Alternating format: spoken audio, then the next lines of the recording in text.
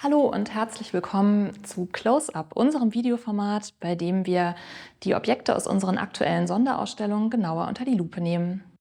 Mein Name ist Anna Großkopf und heute geht es um Kunstwerke aus unserer aktuellen Ausstellung Belle Chose Art Nouveau um 1900.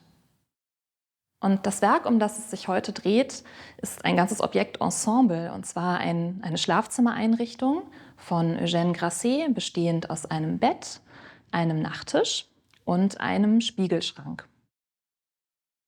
Die Stücke sind aufwendig dekoriert. Sie tragen sowohl Schnitzdekor als auch Marqueteriedekor, alles sehr aufwendig gestaltet. Und das Ganze ist einem ikonografischen Programm, also einem Bildprogramm unterworfen. Und das dreht sich ganz um die Themen Schönheit, Weiblichkeit und Traum. Wir können davon ausgehen, dass Eugène Grasset dieses Ensemble für eine weibliche Benutzerin konzipiert hat. Und die Frau ist auch als Motiv hier sehr stark vertreten, und zwar sowohl auf dem Schmuckfeld am Fußende des Bettes als auch auf diesem großen Schmuckfeld oben an der Bekrönung des Kleiderschrankes.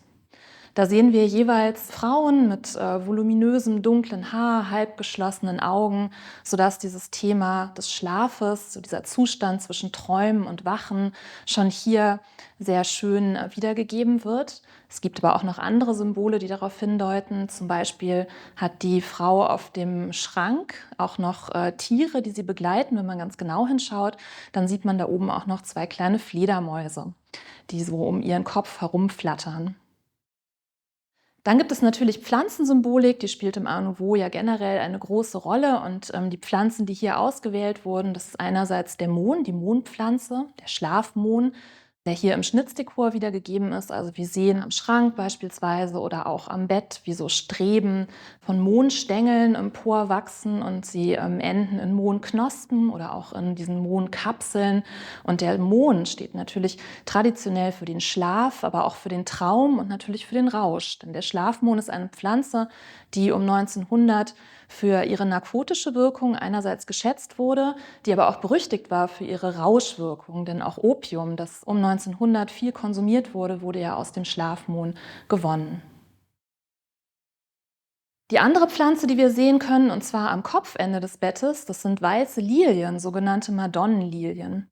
Und diese Lilien stehen symbolisch für die Schönheit und die Reinheit. Sie werden in der christlichen Kunst gerne mit der Madonna zusammen dargestellt. Aber im übertragenen Sinne symbolisieren diese Pflanzen eben auch das Licht und den Morgen und sind damit ein Symbol des Erwachens. Also wir sehen hier auch in diesen Pflanzendarstellungen so eine Geschichte, die vom Schlaf und vom Erwachen handelt.